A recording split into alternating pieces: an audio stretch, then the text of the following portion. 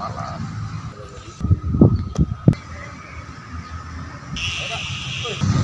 Bapak Antonio, Kepala Dinas Perhubungan Kabupaten Ogan Komering Ilir.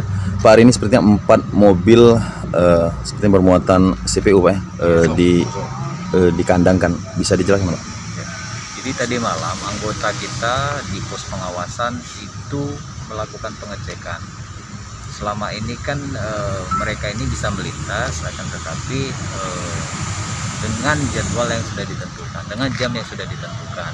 Nah, tadi malam mereka ini melintas sekitar jam 7.30 malam.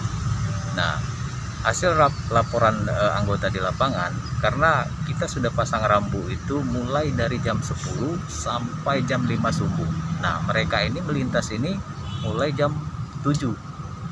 Nah, dengan ini kendaraan kita tarik dulu ke kantor untuk kita berikan keterangan ataupun penjelasan lah dari usaha kendaraan CPU tersebut, agar supaya mereka mengikuti aturan yang sudah kita berikan.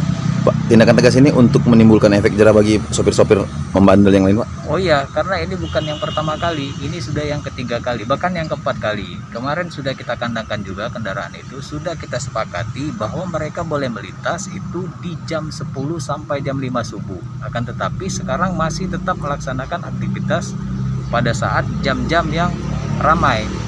Nah, maka dari itu untuk efek jerah ini ya kita panggil dulu perusahaan ini agar supaya mereka taat pada aturan yang sudah kita berlakukan. Bila jam ramai ini akan memicu kemacetan mungkin Pak? Yang pertama kemacetan, yang kedua itu dari segi takutnya kita ada kecelakaan, karena wilayah seberang itu kan sangat padat. Dari hasil laporan masyarakat juga jalan sempit kan. Nah, ini mereka ini melintas itu dengan beriringan, bukan ada ritmennya. Jadi mereka ini 4 kendaraan itu langsung konvoy. Nah, takutnya kapasitas jembatan kita itu tidak layak untuk dilewati kendaraan yang berkonvoy. Pak, bisa dijelaskan Pak, ini waktu diamankan ini apa tuh namanya, kronologinya seperti apa Pak? Dia melintas di mana dan tujuan mana gitu Pak? Oh ya, dia masuk dalam kota, terus melintas untuk naik ke jembatan, kalau masyarakat itu menyebutnya itu jembatan Ganepo. Nah, itu yang kita halau kendaraan tersebut. Kalau kondisi kendaraan Pak kosong atau sudah isi Pak? Sekarang ini kosong, tapi yang kita tidak bisa tolerir itu mereka ini berkonvoy kendaraan ini. Itu yang menimbulkan kemacetan. Karena jam yang mereka lewati ini memang jam-jam padat. Yo. Jangan langsung Bang Cak ini kan konvoy mereka. Yo. Oke Pak ya.